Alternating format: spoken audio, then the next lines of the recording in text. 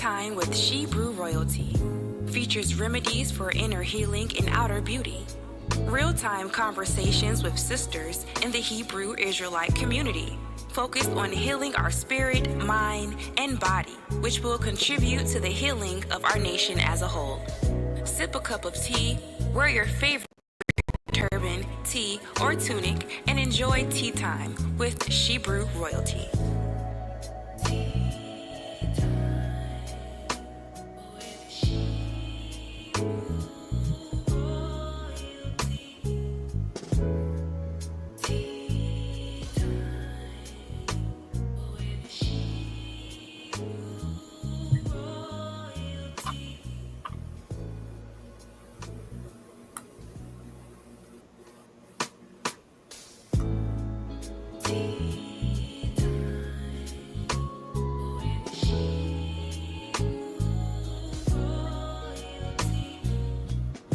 Tea Time with She Brew Royalty features remedies for inner healing and outer beauty. Real-time conversations with sisters in the Hebrew Israelite community, focused on healing our spirit, mind, and body, which will contribute to the healing of our nation as a whole. Sip a cup of tea, wear your favorite turban, tea, or tunic, and enjoy tea time with She Brew Royalty.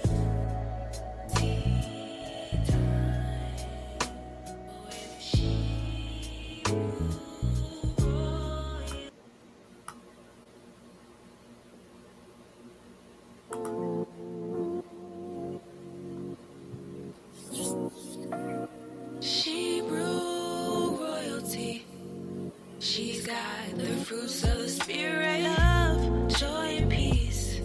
She's got long suffering, gentleness, and goodness, temperance, faith, and meekness too. She Brew Royalty. She's got the fruits of the spirit.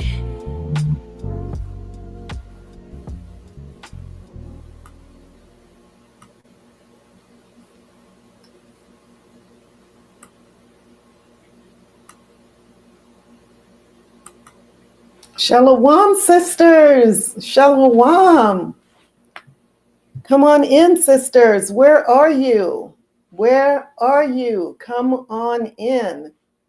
Come on in. Sister Jeanette, welcome. Welcome. So good to see you. You are right on time, my sister. Shalom.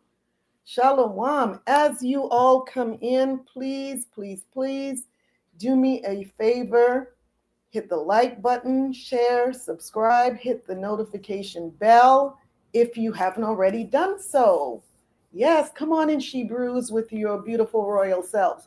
Please, please, please drop a comment. The water, sis. The water, yes, the fall colors. Khan, I love fall. I mean, the temperature is always just right. Spring and fall, those are some beautiful, well, you know, all of the seasons are beautiful. They all bring different a different vibe, but I really like the fall look and the fall colors. Correct. The water, sis. I appreciate that. So come on in, sisters, with your beautiful royal selves. Drop a line, post a comment. Let me know that you are here. Let me know that you are here. Come on in. Come on in, sisters. Please, please, please. Yes. Who else is here? Sister Johnny. Shalom. Shalom, sis.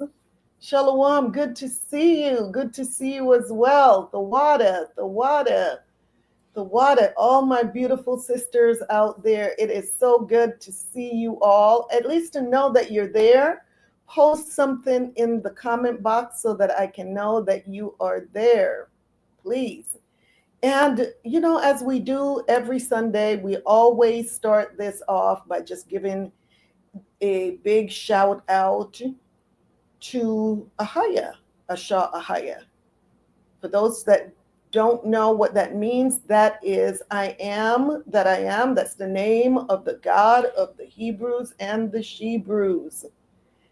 So shalom and thawada to the Most High for bringing us here another Sunday. So thawada to the Most High in the name of His Son YASHAYA HaMashiach, whom the world calls Jesus Christ. It is so good to be here, and we just thank the Most High for another week that passed. He brought us through that week and into a new week, and we have so much to be grateful and thankful for. Shalom, Sister Princess and Sister Jean. Good to see you all. Shalom. So I am your hostess, Qala Yakachaa, and I humbly thank you for joining me on this broadcast today. Thank you so much. Let's talk about the past week. How was your week? How was your week, sisters? You know, I always want to know how your week was. I pray that it was productive and that your Shabbat was restful and blessed. Well, we are here, so we know it was blessed, right? We are here. So before moving forward, let's get the disclaimers out of the way, and then we can just jump right into the show tonight.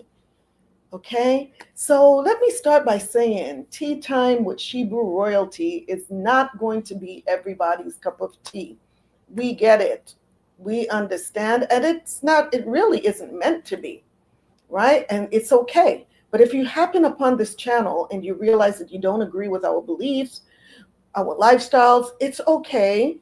Keep searching YouTube, and I am sure that you will find your perfect cup of tea, and you really owe that to yourself. And I am sure that if you keep searching, you will also find your perfect flavor. What I do ask is that you not leave any insults, any derogatory statements in the comment box, because that would be distasteful. So we would really appreciate that, and we thank you in advance. Sister Jeanette says, oh, okay, she's giving a shout out to Sister Jean. Yes, Sister Johnny. Challenging and rewarding, and as usual, blessed. Challenges are good, sis, because those challenges are what help us to grow. So praise the Most High for challenges. Yes, because at the end, like you said, you were blessed. And more than likely, you were blessed because you passed that test, whatever that challenge was. So wonderful. I'm glad to hear that we are being challenged. Yes.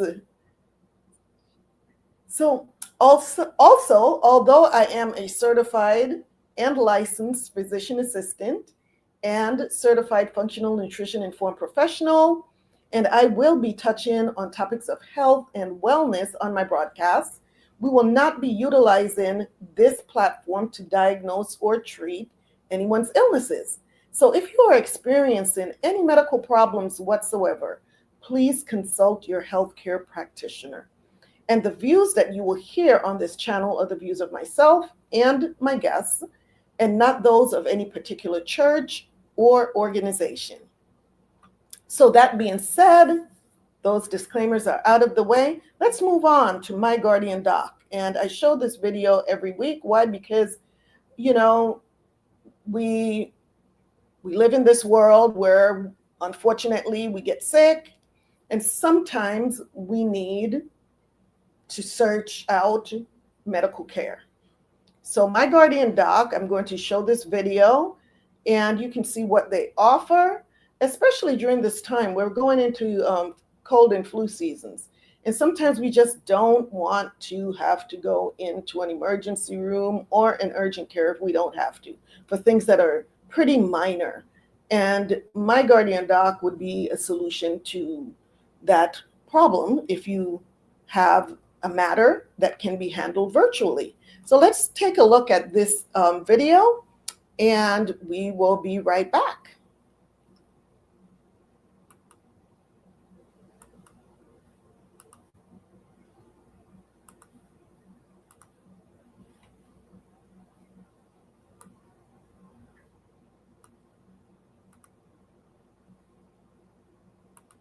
Life can throw unexpected curveballs. When it comes to your family's health, you need someone in your corner. Introducing My Guardian Doc, your virtual medicine program provides compassionate medical guidance and world-class care around the clock. Within minutes, talk to a licensed physician. We are My Guardian Doc. All our doctors are guided by our Patient Safety and Care Equity Council, whose mission is to ensure you receive safe and equitable care. For just $27 per month, your entire household gains access to a team of dedicated medical professionals. Whether it's just sniffles or sneezes, medication refills, or a question about diagnosis or treatment, or the need to speak to a behavioral health specialist in the privacy of your home, no concern is too big or too small. My Guardian Doc is here to help you. No surprise fees, no hidden costs, just quality care when you need it most. With My Guardian Doc, for just $27 per month, your entire household's associated benefits include immediately lower micromort count, which is your 1 in a million chance of dying, on-demand access to doctors, reduce healthcare costs, improve healthcare outcomes, decreased visits to the hospital or emergency room, increase your lifespan, and gain peace of mind knowing your family's health is always protected. From urgent care, primary care, medical guidance, prescription discounts, hospital bill negotiation, and much more, My Guardian Doc is here for you every step of the way. Millions of people have expressed a need for My Guardian Doc. Join the fastest growing subscription service. Visit myguardiandoc.com to subscribe today, because your family's health deserves the best.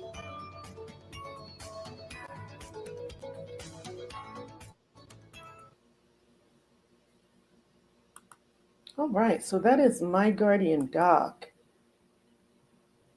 So for more information, just as the video states, visit myguardiandoc.com. And if you would like to sign up for coverage, you can find the subscription link for Tea Time with Hebrew Royalty viewers in the description box below this video. All right. Let us keep it moving, sisters. Let us keep it moving.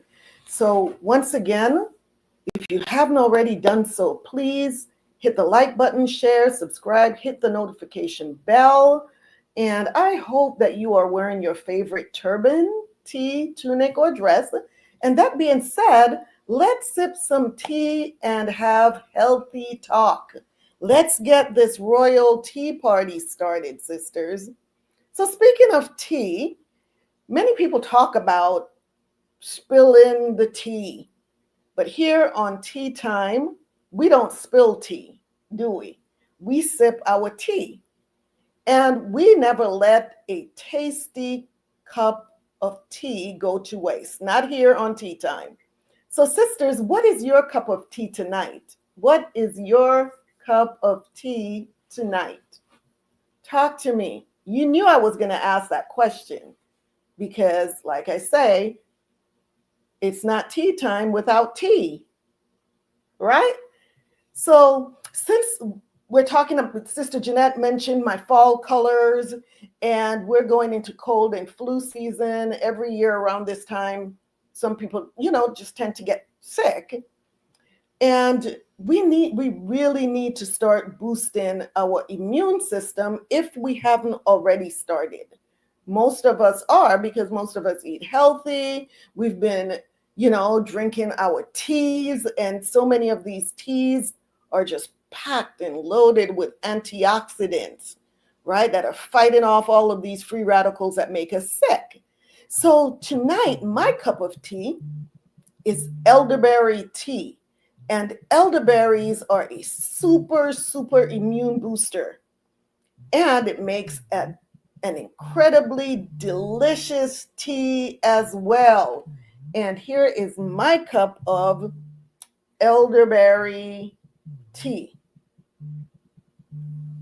And like I said, delicious. I mean, I don't know. If you've never had elderberry tea, it most certainly is time for you to start drinking elderberry tea if you haven't already.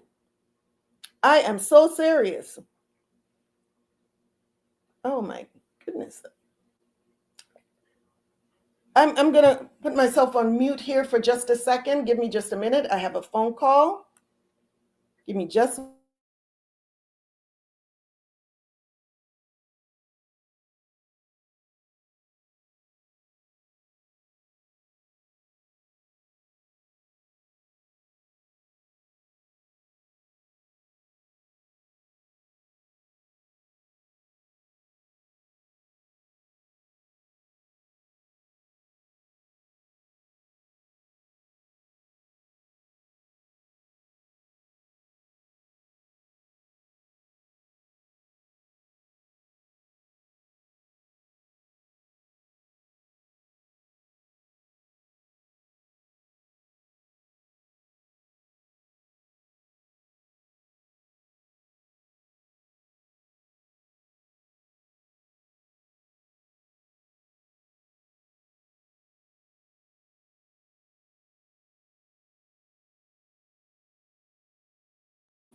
all right, sisters. I truly apologize for that. The emergency is fixed. You know, sometimes these things happen at the darndest time, I should say, but all is well. All is well. So let us get back to elderberry tea. It, like I was saying, it is a super immune booster, and it makes an incredibly delicious, delicious tea. And mine, I have it, not just the elderberries. I have cinnamon in here. I have cloves, honey, orange, a slice of orange, and I steeped all of that together, and oh my gosh, and just drizzled a little bit of honey in there, and it is amazing. So let us check out this video, 13 health benefits of elderberry. This video is by Horizon Health. Let us check out all of these amazing health benefits of elderberry tea.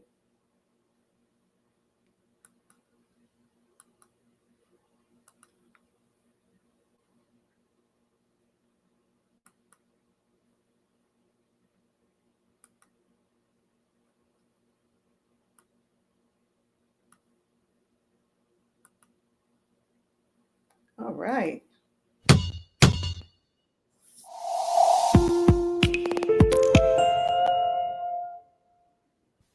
Elderberry benefits. 13 amazing health benefits of elderberry.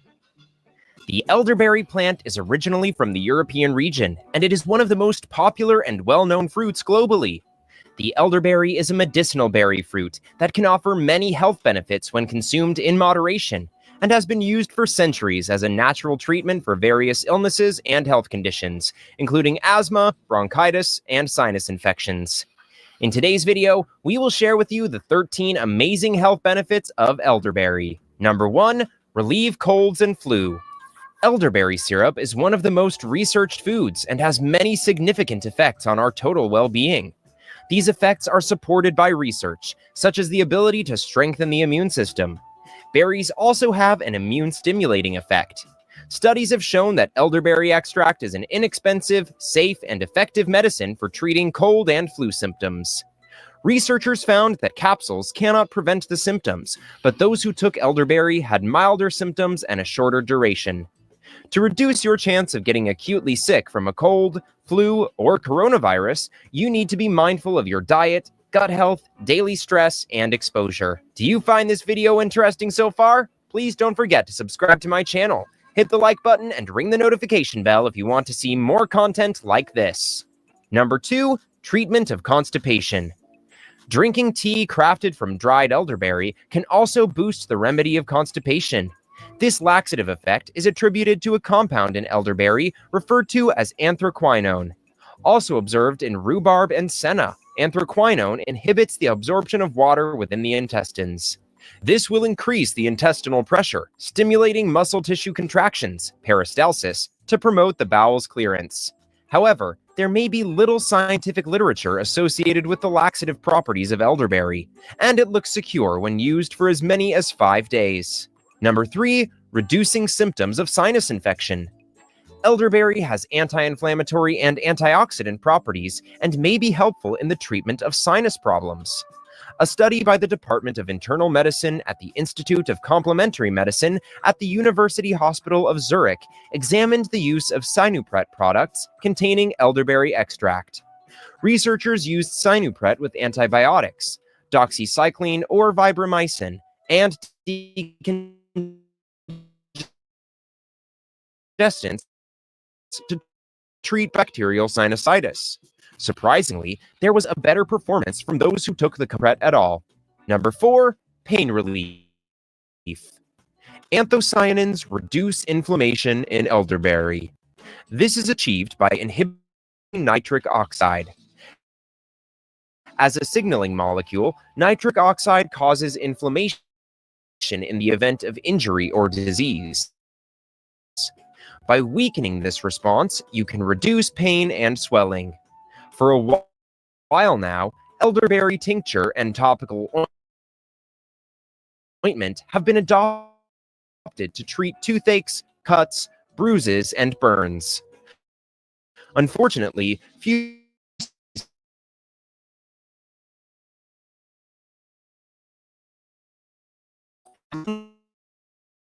glucose metabolism and insulin secretion, helping lower blood sugar levels. A study published in the Journal of Nutrition examined the in vitro insulin release and insulin-like effects of black elderberry. It is excreted from the blood and reaches the muscles and liver. Compounds in berries also have been shown to support the body's correct response to insulin when faced with higher carbohydrate meals. Number 6, disease prevention. Naturopaths have long praised the antioxidant properties of elderberries and claim that they can reduce the risk of cancer and heart disease. However, an antioxidant-rich diet can also provide these benefits. A study published in the Journal of Nutrition in 2009 concluded that the 12-week elderberry extract, 500 mg per day regimen did not affect the risk of cardiovascular disease in 52 postmenopausal women. The vitamins A and C in elderberries help in maintaining optimum health. Elderberries also help in protecting your body system against viruses that might damage your cell walls. Number 7, supports skin health. Elderberry has entered beauty products for good reasons. Its bioflavonoids, antioxidants, and vitamin A are very beneficial to skin health. In addition, the researchers suggest that a compound found in berries may cause a natural boost to the skin. Anthocyanin is a natural plant pigment found in elderberries, which has anti-inflammatory and antioxidant properties. Some researchers believe that this compound may improve the skin texture and conditions, thereby improving the skin's overall condition. Number 8, acts as a natural diuretic. A diuretic is a substance that promotes urine production. Diuretics are used in treating high blood pressure by increasing the amount of water and salt expelled from the body in the form of urine. When too much fluid stays in the body, the doctor will prescribe diuretics, which is a common problem for the elderly. Due to its ability as a natural diuretic, elderberry has been shown to promote urination and intestinal peristalsis by preventing the accumulation of body fluids. Number 9, relieve allergies. In addition to elderberry syrup used for colds, elderflower is also considered an effective allergy treatment. Some local medical practitioners believe that black elderberry is one of the most effective herbs for treating hay fever symptoms. You can use elderberry alone for allergies or in combination with other herbs and natural remedies. Number 10, can improve heart health. Although there are variations in research results about the effects of elderberries on heart health, some studies have shown that elderberry extract can improve heart health. For example, animal models show that anthocyanin-rich black elderberry extract given to mice with high cholesterol and HDL cholesterol dysfunction can help reduce liver cholesterol levels and improve HDL function. This may be due to the presence of anthocyanins, which are polyphenols with antioxidant and anti-inflammatory effects. Another study found that elderberry extract may be beneficial for high blood pressure. When polyphenols extracted from plants are injected with renin inhibitors in hypertensive rats, they lower blood pressure. Researchers believe that using polyphenols to lower blood pressure may also help reduce the side effects of antihypertensive drugs and improve the overall quality of life. Number 11, could have cancer-fighting effects.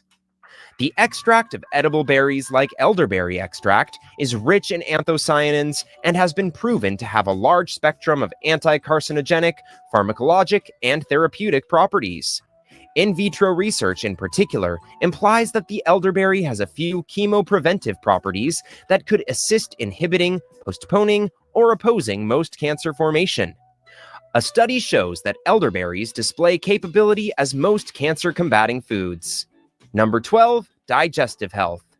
The effects of elderberries on digestive health are some of the major reasons people use elderberries, aside from treating cold and flu and helping with immunity. No matter the reason behind your digestive issues, elderberries can be helpful. In some folks, the digestive health can be altered if your body is not getting enough fiber, while some just have an overly sensitive stomach. Elderberry fruit, or syrup, produces a notable amount of dietary fiber, which may be very helpful for your digestive problems. Elderberries help in getting your bowels on the move in the morning, getting rid of diarrhea and chronic constipation, and improving your digestive gastrointestinal system as a whole. Number 13, high in nutrients. One of the peculiarities of elderberry tea is that a cup is crammed with nutrients and filled with good stuff. There are many antioxidants in elderberry tea, which is exquisite information, as antioxidants are one of the high-quality nutrients you may need to install in your body. They help in fending off free radicals and decrease your threat of continual disease. Elderberry tea is likewise complete with vitamin C, full of fiber to hold your weight loss program wholesome, and wealthy in flavonoids and phenolic acids. Elderberries have long been grown for food and natural medicine purposes. Natural medicine comes in many forms, including topical syrups, teas, capsules, chewing gum, tonics, tinctures, and ointments. Treatments should begin within 48 hours of the onset of symptoms. However, there is no general recommendation for the correct dosage for any particular situation. Please note that elderberries should never be used in place of standard care. Self-treatment of the disease and postponement of standard treatment can have serious consequences. Will you start eating elderberries after watching this video? Let us know in the comment section below. Make sure to subscribe so you don't miss out on my future videos. Don't forget to like and share. Stay healthy.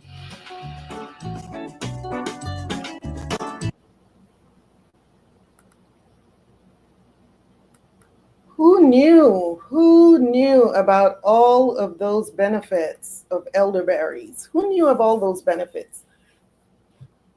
Yeah, I've always known that it was packed with antioxidants, but so many of the benefits, like they said, 13, oh my goodness.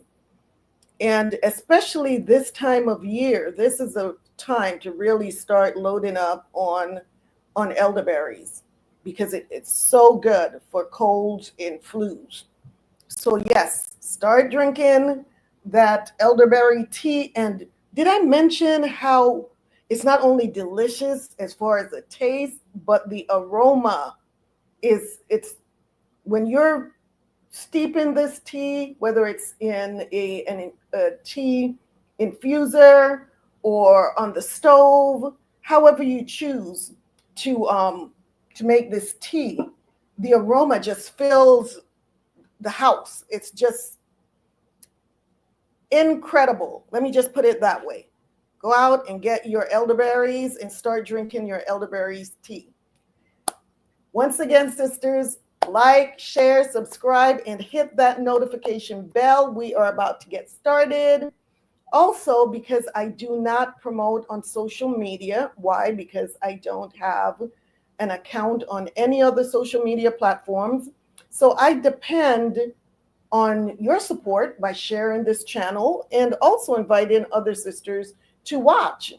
So please, please, please support me, share this channel, and whether it be word of mouth or text or on your social media platforms, let's drive some traffic to this channel.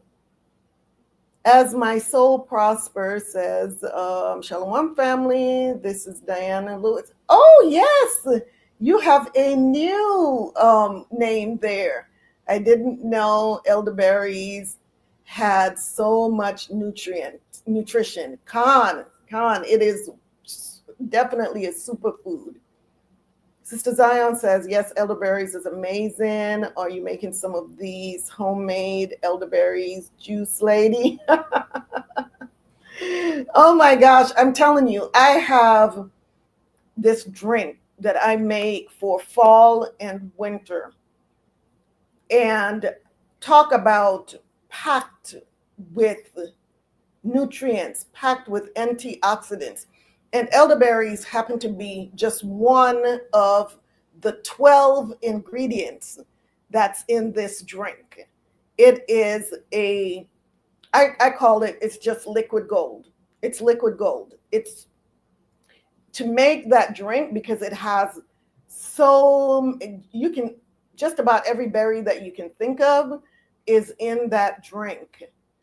And it's more like a tonic because you just need a small amount of it because, like I said, it is just packed with not just the berries, but a bunch of different herbs, cinnamon, and all of that stuff. It is super, super, super delicious. So yes, I will be making that, Sister Zion. But I'm telling you, the name says a lot. I'm telling you, it is liquid gold. It is liquid gold. It's not gold in color, but I'm telling you, it is that rich. It's that rich. So when I make that drink, yes, I'm going to be selling tickets at the door. I'll be selling tickets at the door to come in and have a sip of this drink. It's so delicious. It's so delicious. But like I said, just packed with so many different antioxidants and just so many different berries and herbs. Yep. So to be continued. That being said, it is showtime. It is showtime. So welcome to the third Sunday in November 2024. Put my order in. Okay, your order is in. Your order is in. It is in, my sister. Yes. By the way, have you sipped your turmeric ginger power boost yet? Have you tried it yet? Let me know what you think about that. All of that being said, sisters, I am working on my website. Because I have a plethora of specialty drinks that I make, and not just the kombucha, but some other teas and tonics, and I'm getting ready to get my brand out there. And so I am working on my website right now. And today I made an incredible turmeric ginger energy boost. And it's delicious. I'm telling you, not just delicious, but healthy. That's the goal. It has to be healthy, because we are talking about inner healing here and outer beauty. And when you're healed on the inside, you know, it shows on the outside. It really does. So let's talk about November's theme. So this month's theme is virtue medicine.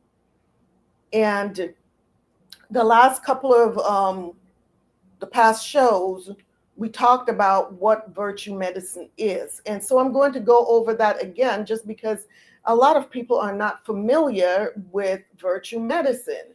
And so if someone happens upon this show tonight and have not seen the previous two shows, then we want them to know what virtue medicine is. So if I'm being a little bit redundant in the beginning, bear with me as we go over again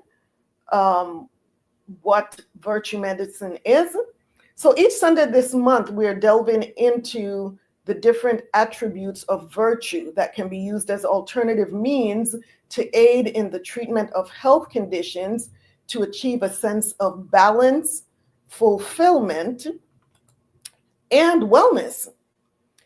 So last week's theme, or last week's show, excuse me, was virtue medicine, empathy, improve well-being and relationships. And the goal of that show was to help us understand how empathy can be used as an alternative medicine, basically, to improve our health and wellness and also to mend broken relationships. So last month we focused on, last month's theme was about broken toys.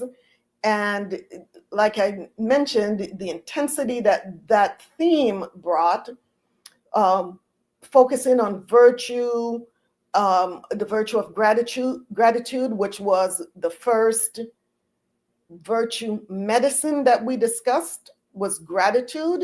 So that was the perfect way to segue into how to start the healing process. Like I said, after coming on the heels of broken toys. And if you have not seen that series, I would suggest that you go back and watch October's shows, which the theme was broken toys. And you will see what propelled us into going into virtue medicine to start the healing process. So last week's show, what did you learn, sisters? How many of you continued your homework, journaling each night before going to bed about the 3 things that you're grateful for? Plus, last week, I added an extra layer on there. In addition to your journaling about gratitude, I also added, if you've had an opportunity to exercise empathy during this past week towards someone, to journal that as well. So if you did, what was the situation? How did you handle it? That was our homework for last week. So as my soul prospers, as Sister Diane says, I'm drinking some quality. I love it. I love it. Some quality citrus rosemary tea with some tart cherry juice. Good. That does sound delicious. It definitely sounds like quality.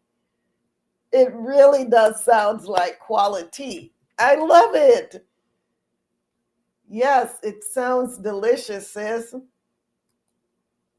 So, yes, tonight's show, virtue medicine, integrity, how everyday lies can make us sick. This show, at the end of the show, the goal is it will teach us how telling a lie can negatively affect us both physiologically and mentally. So let's talk about virtue medicine before jumping into the meat and potatoes of tonight's show. So like I mentioned before, if you haven't seen the past 2 weeks' shows, you're probably wondering, what is virtue medicine? So let's quickly go over the definition, but I also encourage you to go back and check out the last 2 weeks' shows as well. So virtue medicine is an approach to healthcare that emphasizes the integration of character strengths, ethics, and mental well-being into medical and therapeutic practice. This practice is designed to foster personal growth, resilience, and healing, rather than focusing only on treating physical symptoms or diseases. So by emphasizing virtues like compassion, mindfulness, empathy, and integrity, which we're going to talk about tonight, virtue medicine seeks to help patients achieve a sense of balance, fulfillment, and wellness. So what medicine is safe, effective, free, and requires only a subtle shift in perspective? So that is virtue medicine. Doesn't cost a dime. to practice virtue medicine. It can be prescribed without a prescription pad. And you don't have to go anywhere to get it other than within, right? So, what are some of the core principles of virtue medicine? So, number one is virtue cultivation, which is emphasizing positive character traits like patience, kindness, resilience, and gratitude, which can improve overall mental health and well-being. Number two, holistic care, addressing the whole person, mind, body, and spirit, rather than just treating symptoms. Number three, therapeutic relationships. Building trust and connection between the patient and the healthcare provider is crucial. This can create a safe space for discussing emotional and psychological needs. Number four, ethical grounding. Practitioners are often guided by ethical principles, seeking to align their actions with the patient's values and needs. And number five, preventive focus. Instead of merely managing illness, virtue medicine aims to build a foundation of well-being, reducing the risk of future mental and physical health problems. So what are some of the practices where you will see virtue medicine? Number one, mindfulness and meditation. And these are used to promote mental clarity, emotional resilience, and inner peace. And we know when we're talking about meditation, we're talking about meditating on the word of the Most High. Number two, strength-based therapy, helping patients recognize and utilize their personal strengths to overcome challenges. Number three, reflective practices, such as we've been talking about journaling, self-reflection exercises, and counseling encourage patients to reflect on their values, actions, and their life's goals. Number four, compassion training. These are techniques to develop empathy, which is what we talked about last week, and reduce negative emotional reactions, which can be beneficial for both patients and healthcare providers. And number five, personalized goals. This is creating individualized care plans based on each person's virtue, needs, and life circumstances. So it's not a one-size-fit-all cookie-cutter type of practice. So tonight, we are going to talk about how everyday lies can make us sick. And you're probably wondering, what does one have to do with the other? You'll soon find out. So let's first start off with the definition of integrity. So according to Wikipedia, integrity is the quality of being honest and consistent with strong moral and ethical principles and values. In a nutshell, honesty and truthfulness are basic foundations of integrity. So a person of integrity strives to be honest and truthful, even when they are placed in difficult situations, even when the truth may hurt someone else's feelings, or in some cases, it would be easier to just tell a lie to avoid conflict. One of the quotes that my mother often told us, her children, is honesty is the best policy. Who has ever heard that quote? Who has ever used it? Honesty is the best policy. And who has ever heard about someone say, oh, it was, it's just a little white lie. It's just a little white lie. I mean, what does that mean? In my book, there's no such thing as a little white lie. I mean, that in itself sounds like a lie to me. Anyhow, in my book, a lie is a lie is a lie. So I never understood what was meant by a little white lie. But what happens is that when someone says it was just a little white lie, it's made out to be innocent and not harmful. But if there's a little white lie, what is the alternative to a little white lie? Is that a big black lie? I mean, I don't know. I'm just asking. I'm asking for a friend. So if you're not telling a little white lie, does that mean that you're telling a big black lie? What's the story there? So we're going to find out the story about what is a white lie.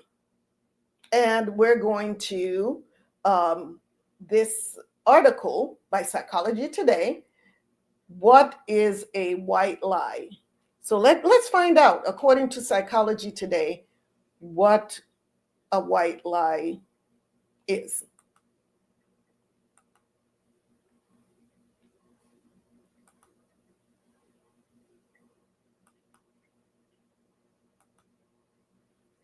So like I said, this article is by Psychology Today. What is a white lie? Give me just a second.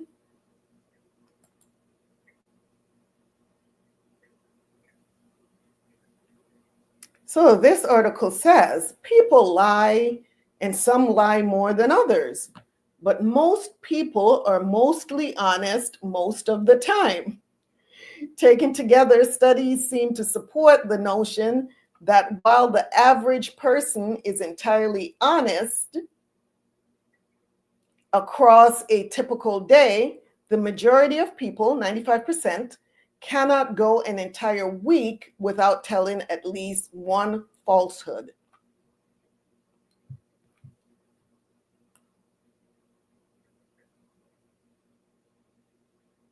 Despite the disheartening message that most people are liars, we can perhaps take solace in recognizing that most of the lies people tell are small white lies. So what is a white lie? So we're going to define white lies. So it says here, while the definitions of white lies vary a bit depending on the source, most attach a few defining criteria to the term. They tend to indicate that white lies, unlike what I call real lies or big lies, are about rather small or inconsequential matters. The white lies are often described as being harmless to others. And the reason that the lies are told is to maintain polite social manners and courtesies. So what is the history behind white lies? History of white lies. The documented definition of a white lie was presented in a 1741 article in a British publication, The Gentleman's Magazine. In it, the author wrote, "A certain lady of the highest quality makes a judicious distinction between a white lie and a black lie. A white lie is that which is not intended to injure anybody in his fortune, interest, or reputation, but only to gratify a garrulous disposition." Let me scroll down a little bit here. I've got two screens going.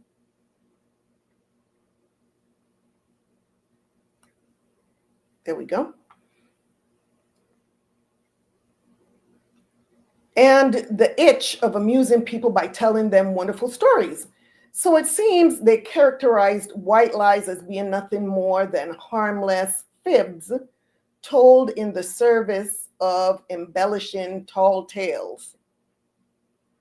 The use of the white prefix owed to historical associations of white with purity and goodness,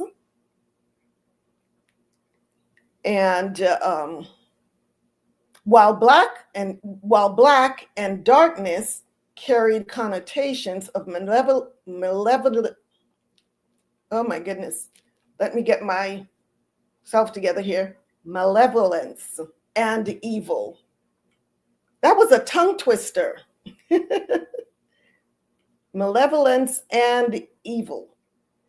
Though the Oxford English Dictionary documents the first use of the term lie in the context of stating a falsehood to over 1,000 years ago, the term white lie was not documented until 1567 in the following excerpt. I do assure you, he is unsuspected of any untruth. And we can see that this is Old English. This was written in Old English, right? Unsuspected of any untruth or other notable crime except a white lie, which is taken for a small fart in these parts. That was interesting. That was an interesting read. That Old English. There we go. So from its inception, the term white lie has carried the connotation of a lesser lie that was free from the moral burden and reprobations of real lies. So what we're seeing here is that the white lie is really not considered a real lie because it's supposedly harmless, right? But is that true? So modern research has examined white lies and the role they play in the landscape of human deception. Studies have shown that not all lies are viewed the same. They can vary in how harmful and morally offensive they are. People tell white lies when telling the truth would be overly complicated, uncomfortable, or tedious. White lies allow people to censor harmful truths, reframe socially awkward facts, and otherwise circumvent the inevitable unpleasantness that would necessarily follow a path of unflinching honesty. Some have argued that the capacity to fashion a reasonable and palatable white lie rather than blurting out the offensive, honest truth is seen by many as a mark of civility and maturity. Other research shows that those who always tell the truth, even when the truth is embarrassing and hurtful, are widely viewed as unequipped for the social dance of modern human societies. So if you're telling the truth and it's embarrassing or hurtful to someone, you're considered to not be able to do that social dance in modern human societies. How do y'all feel about that? Do you agree with that? Do you agree with that? Let's see. Let's see if you all are posting anything there. I'm on an entirely different screen here. So give me just a second. Let me see if you're posting anything. White lies matter. I love that. It says you come up with some good ones. White lies matter. Yes, they do. Yes, they most certainly do. He had a Zion says, real penalty. I can't see that first word. Card red penalty. Sister Paula says, praise the Most High, family, my beautiful sister. Good to be here. Good to see you, sis. Good to see you. Welcome. Let's see. A little A little lie is, you know what, I can see better on, I think I can see better on my phone here.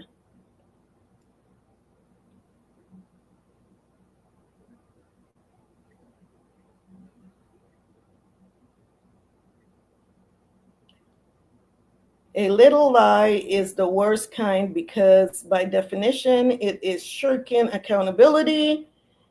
It is so little, why not tell the truth? Right. If it's so little, why not tell the truth? Correct. Yes, a lie is a lie is a lie is a lie, no matter what color, no matter the color, according to Sister Johnny. Yes, absolutely. Those are my views. But here, as we can see, this article, they're trying to justify, well, they're really not trying to justify. They're giving the history right now. So, and now they're giving the motivations why people tell the white lies. So let's move on and see what else we have to say here. Where were we? It says researchers have further explored what motivates people to tell white lies. What they found is that the white lies tend to be motivated by 4 pressures. The first motivation is tact. People tell white lies in order to be polite and spare another's feelings. If someone asks you if you enjoyed a dull date, it might seem more tactful to say that you had fun than it would to be honest about your boredom. And once again, I think it's about how you go about telling the truth, right? You can tell the truth, like in this situation, for instance. Would there have been a better way to handle that situation rather than saying, yes, you had fun? If you didn't, would it have been, instead of saying, oh, I was bored to tears, or I was, bored to death, you may make a suggestion. Well, maybe next time we can do such and such. That sounds like it will be a little bit more exciting than what we did tonight. That would be a way to, instead of lying and saying, oh, I had such a great time, then you come out and say, well, give a solution to the issue. Right? What do you think about that? Would that have been a better way to handle it than to just blurt out, "Oh, I'm bored"? Because they're acting as though in this scenario that you either have one way or another to handle the situation. Either you lie or you be totally without tact in letting this person know that you didn't have a good time. But there's always that middle road, right? Don't tell the lie, but don't be abrasive about telling the truth. Another motivation in psychological compensation. That is, people tell little white lies in order to protect their own fragile image.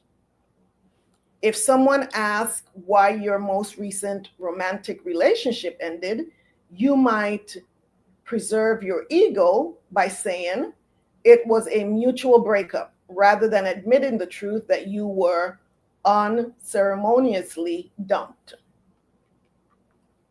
A third rationale, let's scroll down here. A third rationale was power defense. People tend to tell white lies to those in power in order to avoid appearing insubordinate. An employee might tell their boss that they are happy to work late, even though they abhor the idea. Finally, people tell white lies for relational stability. Those little white lies help people avoid conflict and maintain relational harmony.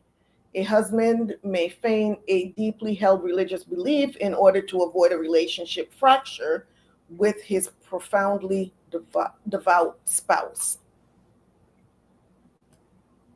So those are some of the reasons, the motivations for what they're saying is telling a white lie. So let's talk about what are white lies versus real lies. Can we really make a distinction between white lies and real lies?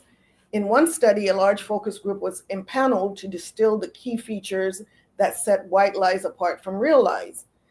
There were 5 distinguishing features they isolated. The first was the intent. With real lies, intent is malicious, while with white lies, the intent is benign. The next feature was the consequence. While the consequences of real lies tend to be serious, the consequences of white lies are often quite trivial. The beneficiary was also an important distinction. Real lies tend to benefit the liar, whereas white lies tend to benefit the person being lied to or the relationship.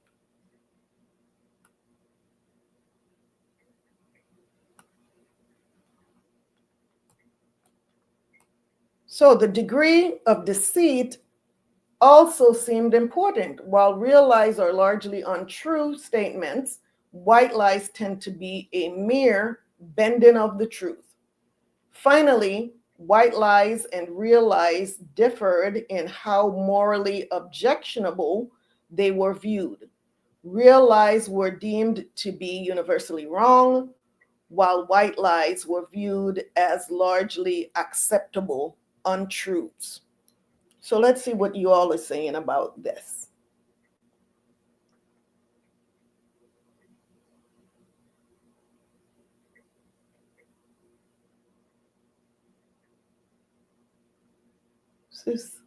This is Sister Lillian. Could you repeat the question? I don't remember what the question was, sis. I apologize. So Sister Adna says, sometimes you tell a lie to not hurt someone's feelings. Yes, that's one of the motivations that they said why white lies are told. Sister Jean says, I believe people lie naturally, no second thought given. And there are those lies as well. And as a matter of fact, we have another article that's going to go into deeper into other lies. And that happens to be one of those in the definition, sis. So we're going to get there. Sister Adana says, oh, I'm fine. Is the response most say. I'm fine is the response most say when they're not doing well. Yes. So they say, oh, I'm fine. Yes. It's true at Adana. Today we get to see how sparing feelings can lead to rewriting history. Interesting, yes. Little lies are the worst lies because they psychologically justify themselves, which encourages more lying. Exactly. And the person who is telling the little white lie often think that they're sparing the other person's feelings. For instance, you're going out, you and a friend, you and a sister are going out, going to lunch or what have you, and she's wearing this outfit and we see it all the time. We go out and we see people dressed some sort of way and they're with others. And I'm sure they ask their friend, how do I look? And they say, oh, girl, you look great. You look beautiful. And she's wearing something that shouldn't be worn outside the house. But somebody lied to her and told her she looks great. And then next thing you know, her there's a video of her all over YouTube and people are ridiculing her for what she's wearing. And then she probably goes back to the friend and says, why didn't you tell me? Why didn't you tell me this is how I look? Oh, I just didn't know how to tell you that it looked horrible. So really, did you spare that person's feelings? Did you really accomplish what you set out to accomplish by telling that lie?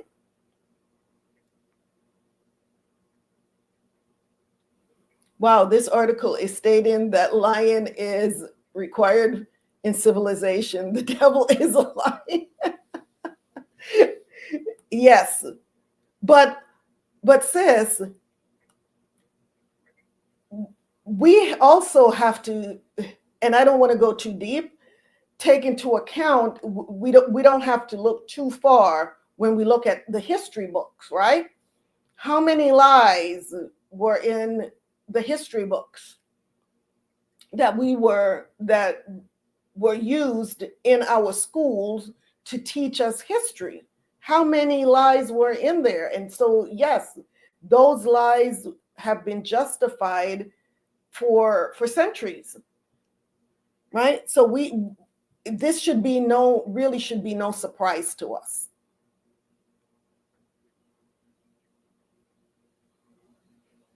Yeah, so let's see. Which turns into pathological lying. Yes. Yes. Yeah, and some people, it just becomes habitual. It becomes habitual because they've done it. They've done it so much, and it's been justified. Or no one, even if someone knew that they were telling lies, though it went unchecked. It went unchecked, so that encouraged them to continue lying. So let's see, where were we? Where did we stop off? Okay. I think white lies or not. I think that's where we are. White lies or not. Taking all of this research together, a definition can be derived. A white lie is a small, socially acceptable, inconsequential, and benign untruth, often told for the reason. Did we already pass this? If we did, I'll just read it again. Of propriety or avoiding embarrassment. It is important, though, to bear in mind. No, we hadn't read this yet. Okay. It is important, though, to bear in mind that the whiteness of a lie is a matter of perspective. And that's true, right? What might seem like a caring gesture of support and compassion from a liar's point of view could just as easily be viewed as a horrendous and duplicitous betrayal of fidelity from the perspective of the person being lied to. The distinction between a white lie and a real lie is not an objective feature of the lie itself, but rather a measure of the sting the lie imparts. And correct, like I was just talking about the situation where you're going out with a friend and you know that she's dressed inappropriately, especially for the occasion, and instead of just being honest and saying, I don't think that that's appropriate, and yes, her feelings may be hurt at that moment, but I think it really will, especially if somebody is going outside of the home dressed a certain way. And I'm using this as an example because we see this so often, where we go out and someone is dressed a certain way and we're like, where was her friend? Where was her friend to tell her that is not appropriate? Right? Only to find out later on when people start criticizing her, being brutally honest to her about her attire, and now her feelings are really hurt. So I don't think that the little white lie is the way to go. I really don't.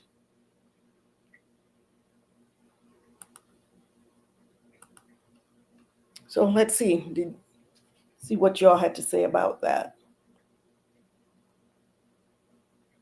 Yep. All right.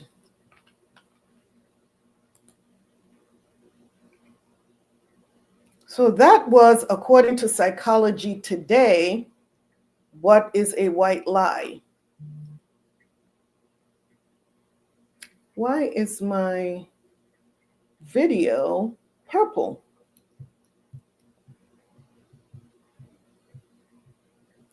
Sisters, is my video purple on your end? Is the light in purple? Yes. I don't know what's going on. There's no purple lights in here. I'm just looking at my screen and my screen is purple. That's interesting. I'm so serious. I don't have a purple light on. I do not know what is going on with my video. Purple like the rain. It's pretty though. Well, thank you. That's interesting. I don't know what happened. Let me see if I can figure this out. Is this a new layout?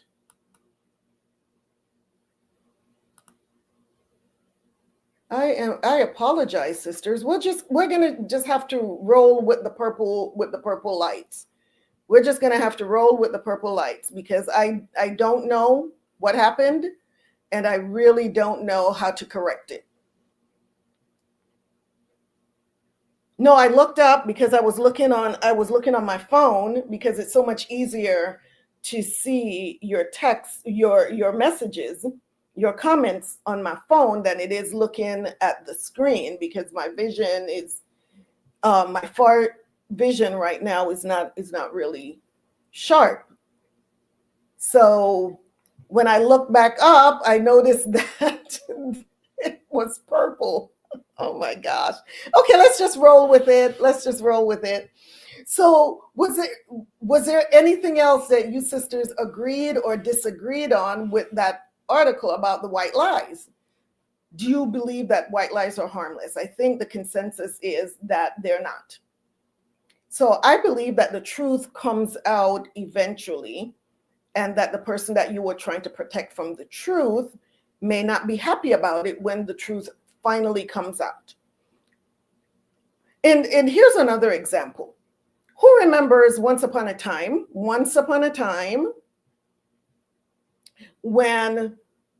guy would ask for your name, your phone number, but you gave him a fake name and you made up a phone number because you didn't want to tell him that you were not interested? Who remembers doing that back in the day?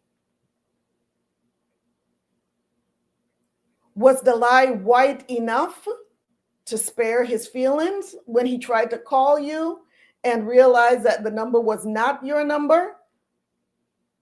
So was that a pretty good white lie?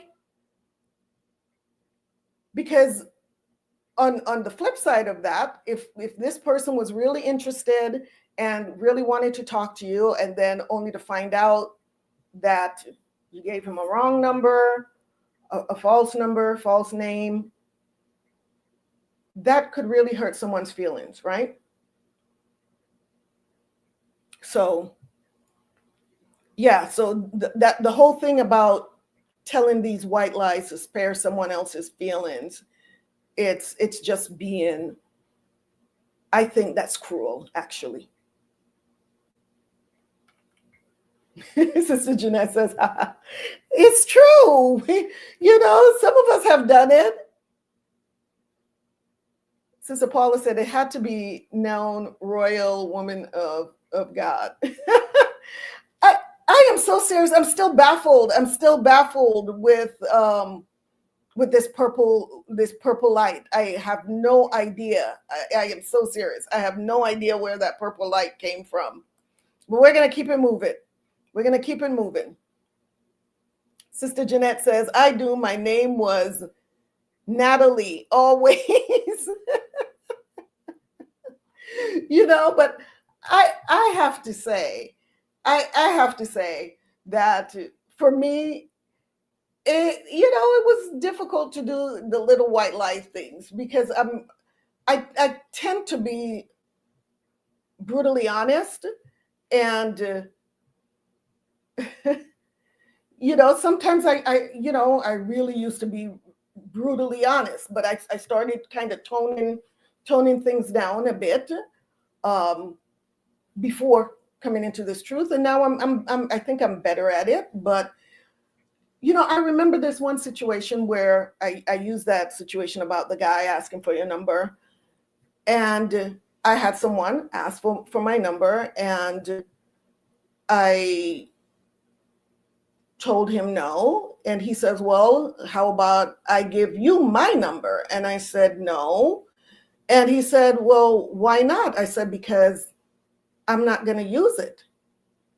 And I said, it doesn't make any sense for me to give you my number, and you're waiting there for me to, you're going to call me and I'm not going to answer, or I give you give me your number and then I don't call you. I said, so that doesn't make any sense to me. And he was really blown away that I was brutally honest that way, where I said, no, don't give me your number, and I'm not going to give you mine because I'm not going to call you. And if you call me, I'm not going to answer. So I think that he was expecting a little white lie so that his ego wouldn't be bruised initially. But for me, that wasn't, I'm not really good at the little white lie things.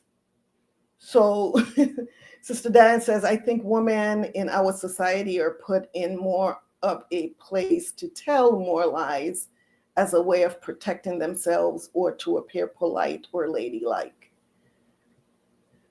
Yeah, that's a good point. That's a good point as well.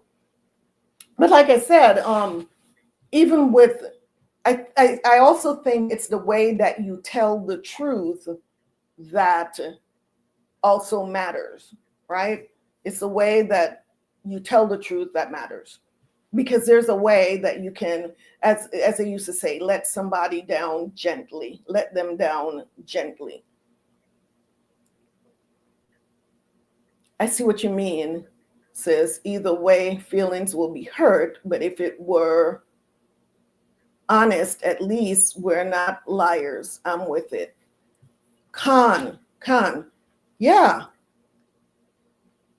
because at the end of the day, the person's feelings will be hurt anyway. So let's move on to finding out how everyday lies can make us sick. So who remembers Dr. Corson from Virtue Medicine, episode 1? He was the doctor that prescribed the gratitude journal for his patient. Who remembers Dr. Corson? Because we have been journaling based on the prescription that Dr. Corson gave to his patient. And that was for her to journal on gratitude. So, well, tonight we're going to visit Dr. Corson again. We are going to see Dr. Corson again. This time he has a surprise for you. So Dr. Corson has actually become his own patient. And let's find out why Dr. Corson became his own patient. Let me share this, this article. Let me share this article. So this is the Epic Health, and this is from Epic Times. Is anyone out there subscribed to the Epic Times? They have so many excellent articles. So if you haven't already subscribed, I'm going to put the link for this article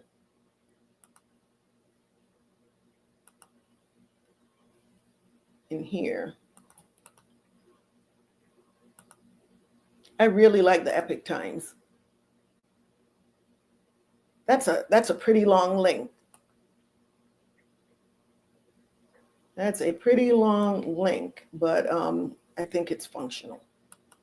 So yeah, let's talk about this. So it says here, and once again, this is Epic Health. Your brain is wired for honesty, and lying taxes you.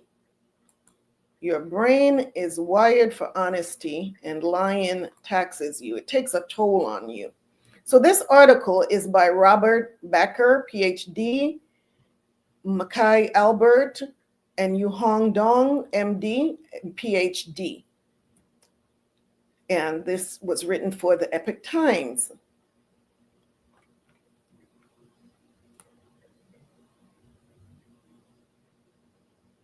So it says here, let's go into this article. Let's find out how lying affects our health. So Dr. Jonathan Corson was known not only for his medical expertise, but also for the somewhat unconventional advice he provided alongside his prescriptions. Recently, he began sharing with his patients how cultivating virtues such as gratitude could significantly ease their health problems. This blend of philosophical guidance with medical practice had earned him both admiration and skepticism. As he left his office one day, Corson felt exhausted after a week of nonstop work and little rest. Grappling with one of his unyielding migraines that medication seemed unable to touch, he found himself pondering his own advice. The throbbing pain reminded him of his human frailty and that even as a doctor, he was not immune to illness. This acute discomfort prompted a profound self-reflection unlike anything he had previously experienced.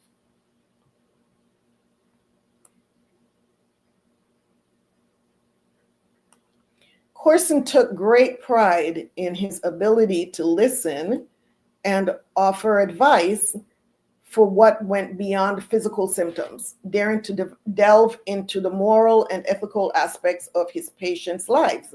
But as he reflected, a nagging question surfaced. Am I practicing what I preach?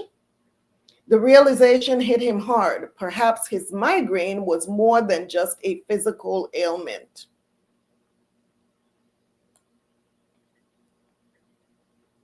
Could there be a connection between his current state and the virtues or lack thereof he discussed so often lately at work? Confronted with continual requests and responsibilities, Corson often overlooked, let's scroll this down, minor details with patients, made unrealistic promises to his family, or simply told people what they wanted to hear. So sounds like Dr. Corson was telling some white lies here. Little by little, owing to pressure to perform, he had found that pride, self-interest, and even superiority towards others prompted him to take shortcuts. Could it be that honesty is lacking in my life, he wondered? You think? Could be. Corson decided it was time to embark on a personal journey towards greater honesty, both with himself and others.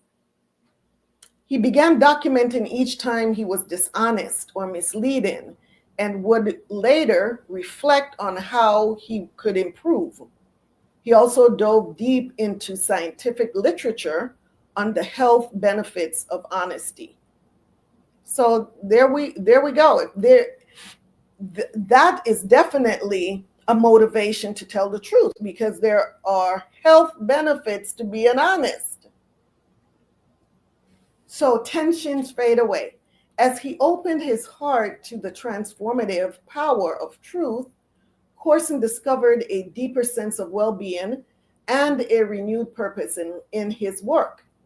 He felt a direct association between health and virtue. After a week or so, he was on his way home when he realized, I haven't been having those annoying headaches. These pain storms, as he called them, were something he had accepted as a typical part of life, even though he had only recently begun. Corson realized that practicing honesty had reduced his baseline stress levels. So just by being honest, his stress level decreased. So this says, in an interesting collection of studies has demonstrated how even brief periods of dishonesty could be enough to spike one's cortisol or stress hormone levels. Cortisol prepares the body for fight or run away from perceived threats.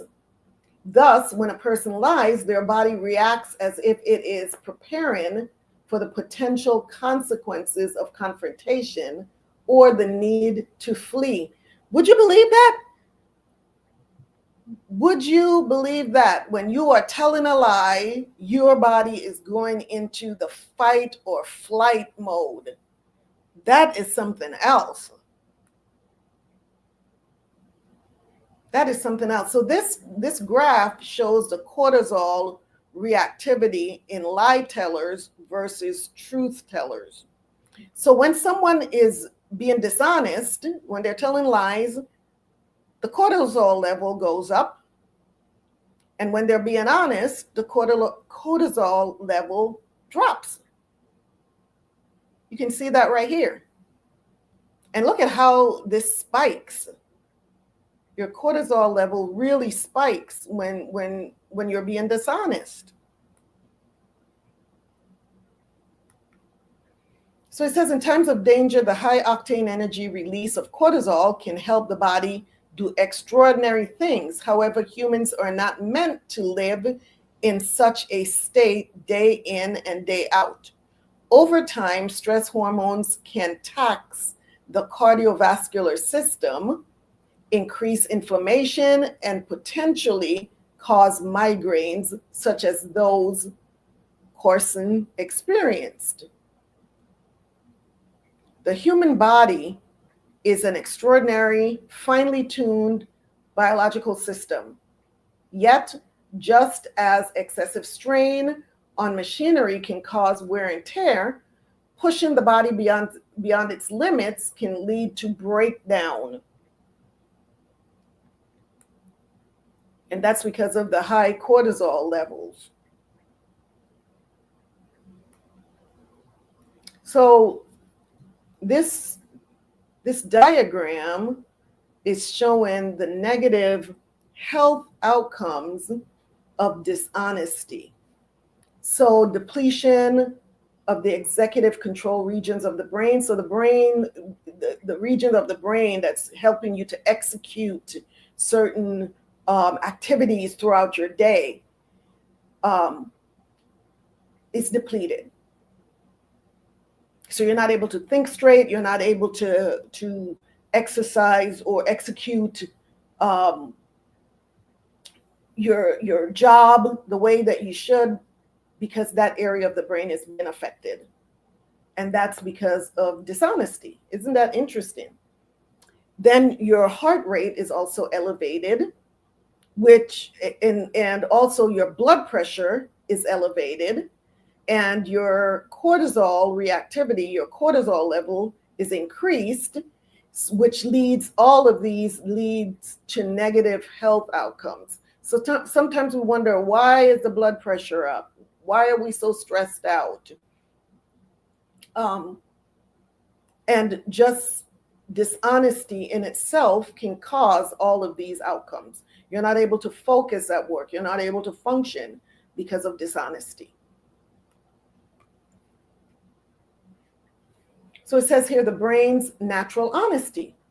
Before, Corson often bent the truth. He often told his wife he would be at home by a certain time, but would arrive later than promised.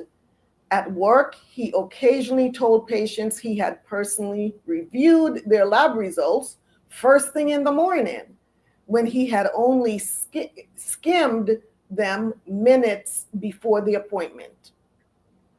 He once told his daughter he could not attend her soccer game because he was working overtime, knowing full well he could have attended if he wanted to. In reality, he was exhausted from a long week and wanted a quiet evening to himself, reasoning that missing one game wouldn't hurt and he'd make it up to her later. But instead of him telling her that, he told her he had to work late. So he told a little white lie, right? Now things were different. He began pausing for a moment before speaking, checking whether his words were sincere and representative of his actions and feelings.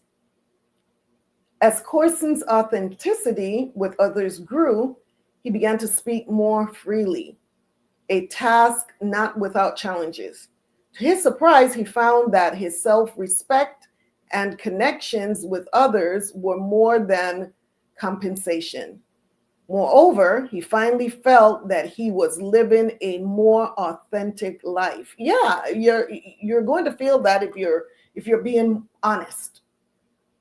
But it's hard to be authentic if you are operating in deceit and dishonesty. So Corson's newfound freedom flourished after he decided to stop lying.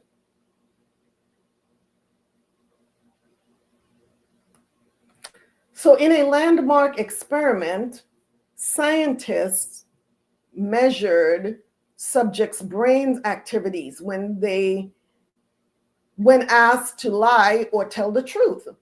So they actually did some studies, some experiments to see how the brain functions when you're telling a lie and when you're telling the truth. Participants were first shown a certain playing card, 2 of hearts, for example.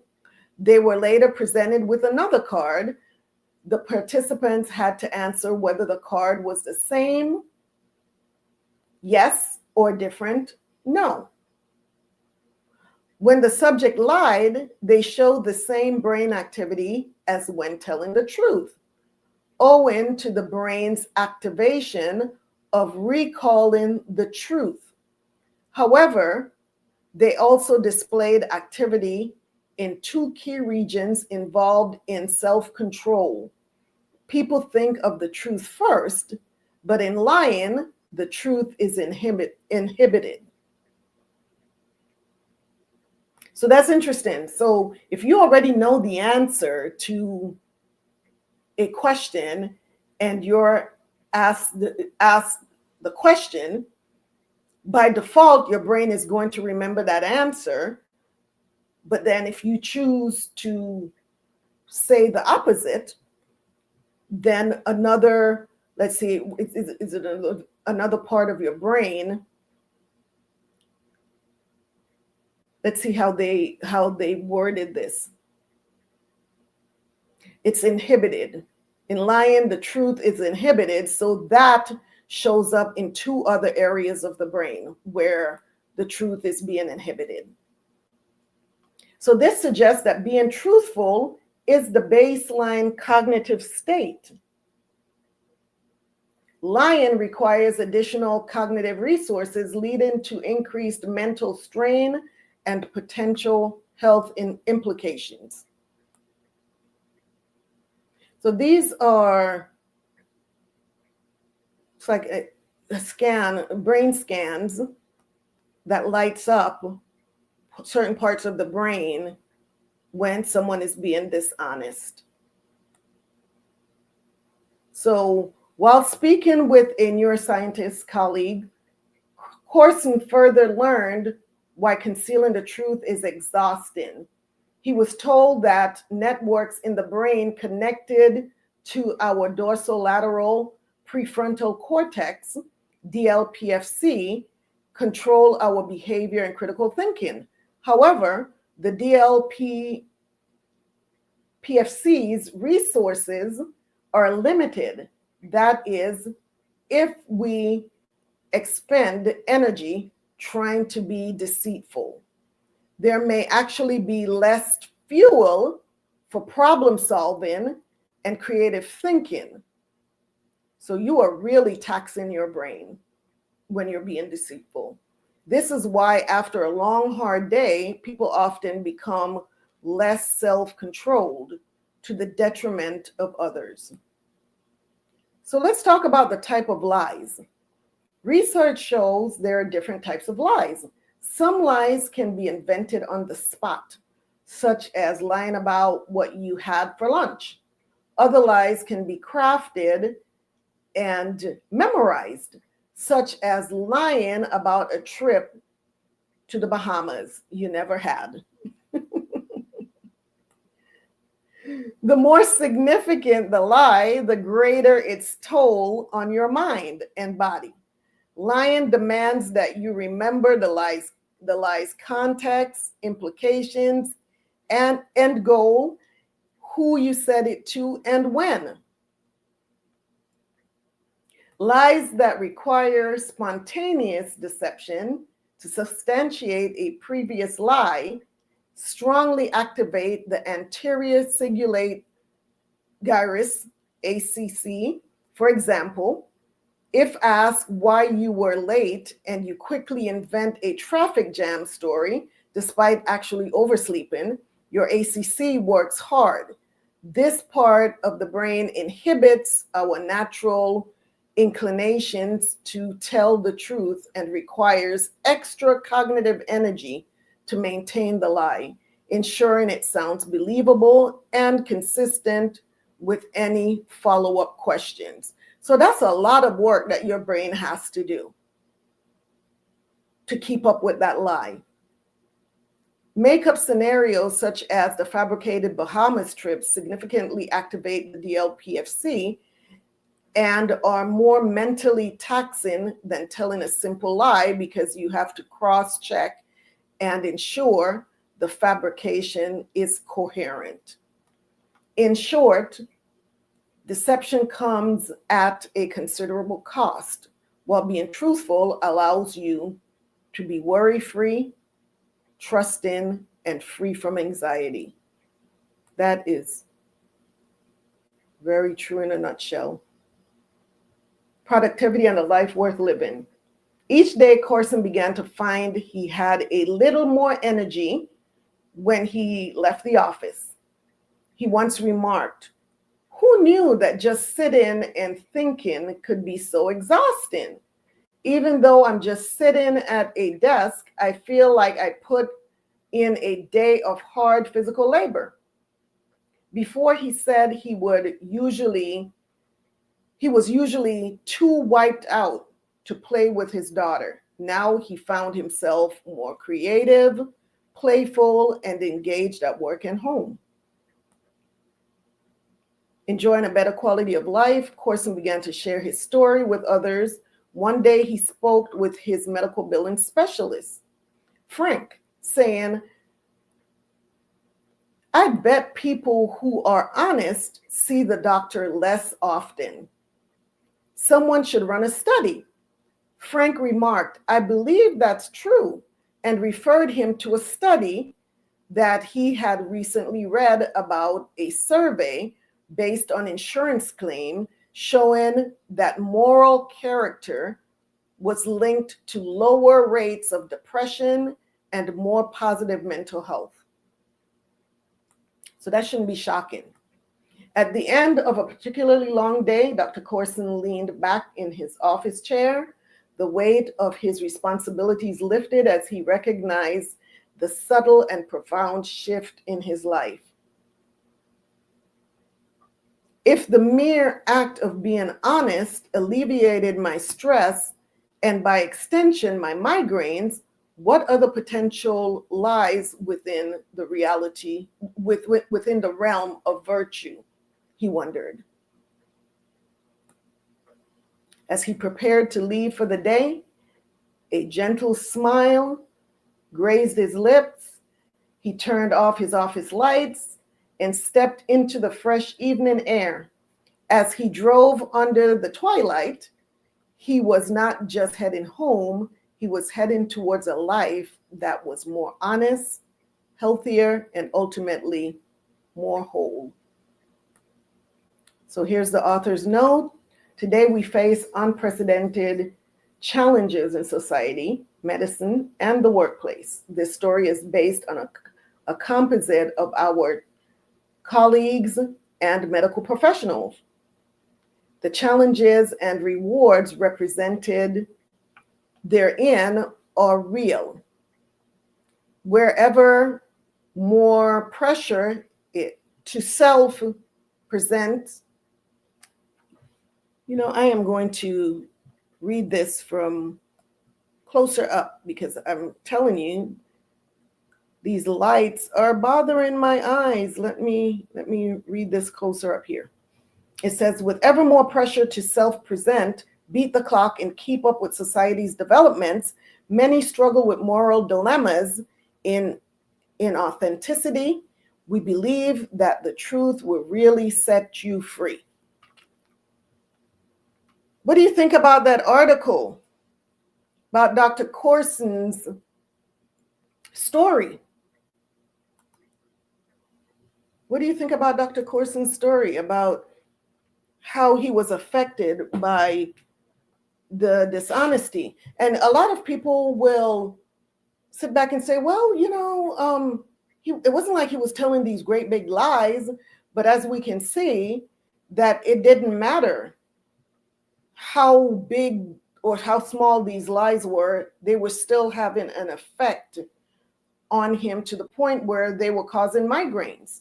The dishonesty was causing migraines. So imagine how many other ailments would have followed. Because of the high cortisol level and the high stress, more than likely he would be more prone to other sicknesses. Some people tend to get frequent colds, and they wonder why they get colds so frequently, and it's because the immune system is taxed, it's depleted, and a lot of it has to do with stress, with our stress levels. So anything that we can do to help decrease our stress levels is going to keep us healthier. We talk about drinking the teas, we talk about the antioxidants that we get from our foods, from the nutrition, but we also need to look at the other aspects of our lives that are causing our immune system to break down. And something as simple as a lie, whether it be, as they call it, a little white lie, because we talked about once you tell that little white lie, then you have to keep building on that, right? And before you know it, that little white lie is blown out of proportion, and now it becomes a quote unquote, as they call it, a real lie. So these are just some of the things that we can do to keep ourselves healthy. And who would have thought that the virtue, looking at virtue as medicine, who would have thought of, as far as not telling lies, that is an alternative treatment, alternative medicine. So sisters, what did you think about that?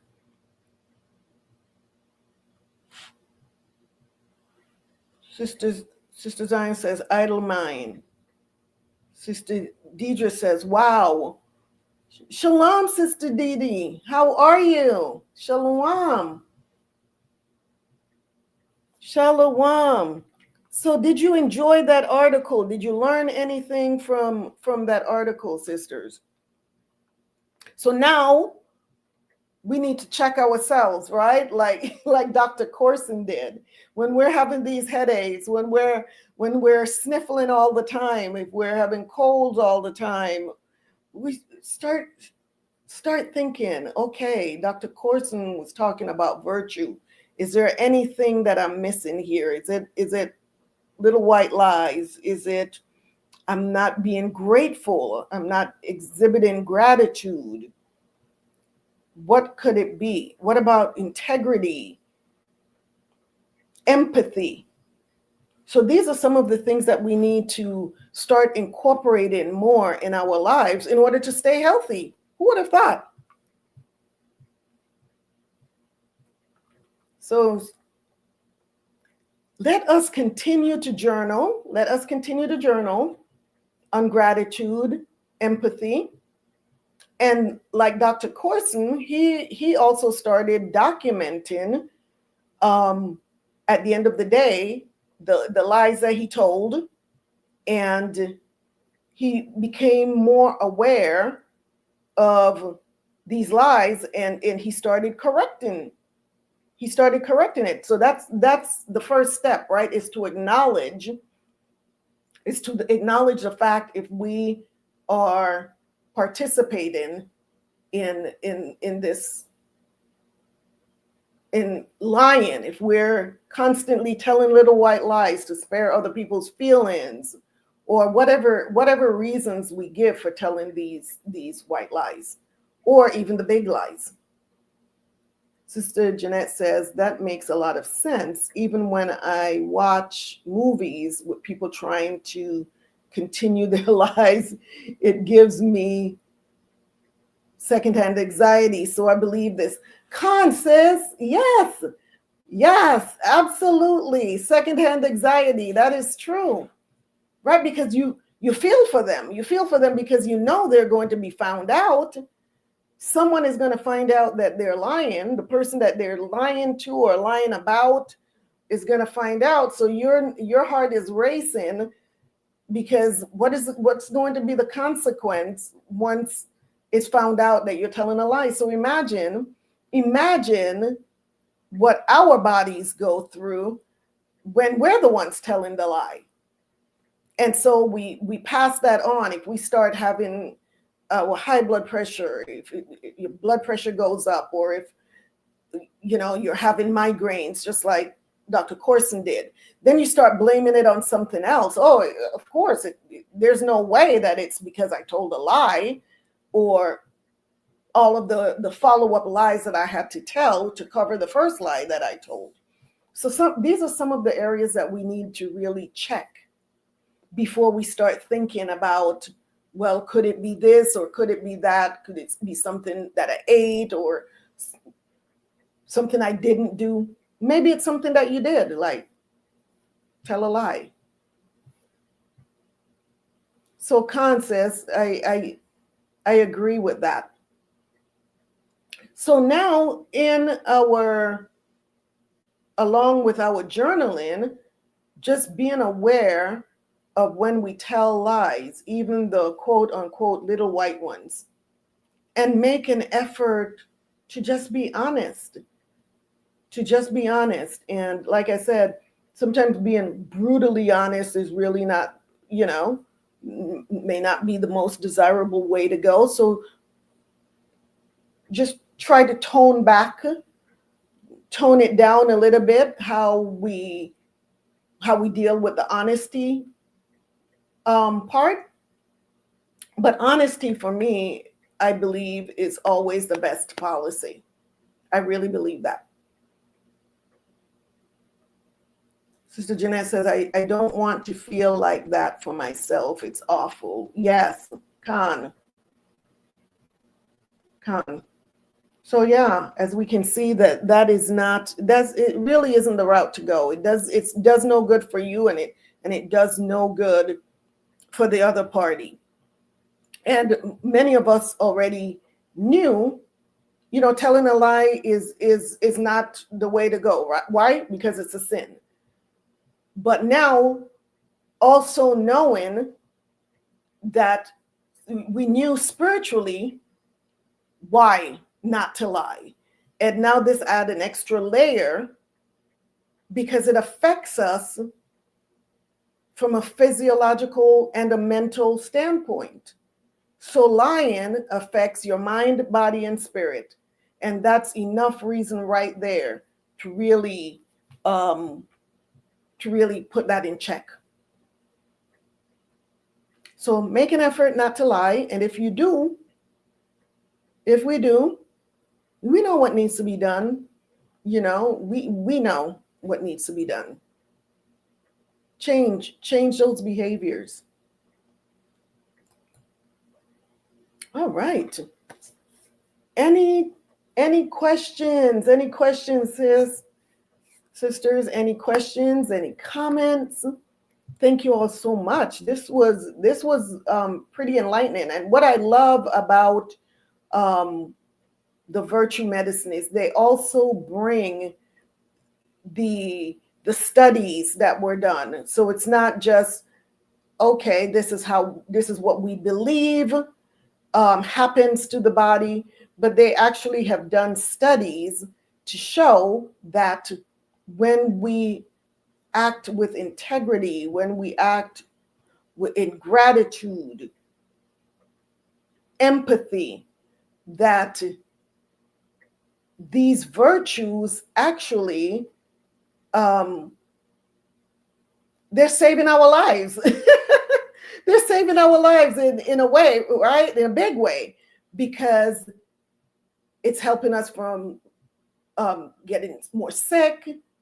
It's reducing the cortisol, which we know that hormone, that stress hormone, is responsible for illnesses, responsible for cancers. It's responsible for all of the inflammation that we have in our body, for pain. And so if we find a way naturally to decrease the cortisol level, why not do that? Sister Jean says, I respect honesty in those that speak it. Sis. Sister Jeanette says, beautiful episode, sis. I really gathered a lot of information and will definitely be adding this to my medicine cabinet. All praises.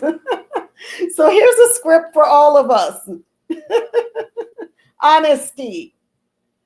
Honesty taken multiple times a day, as often as needed.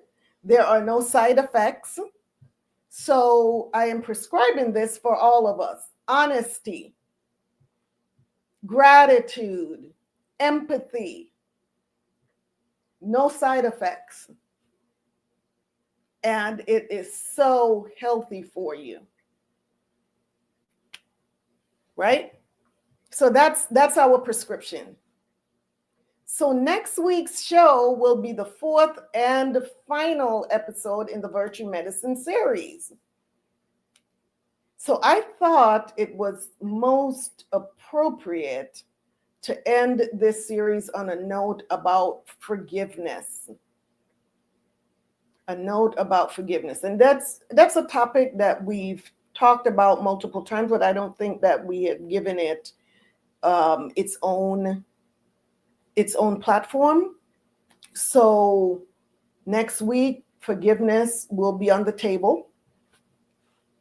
And next week's topic is how forgiveness improves mental and physical health. And I think that's the perfect way to end the series, especially the series, like I said previously, this series was on the heels of the trauma series, which was Broken Toys.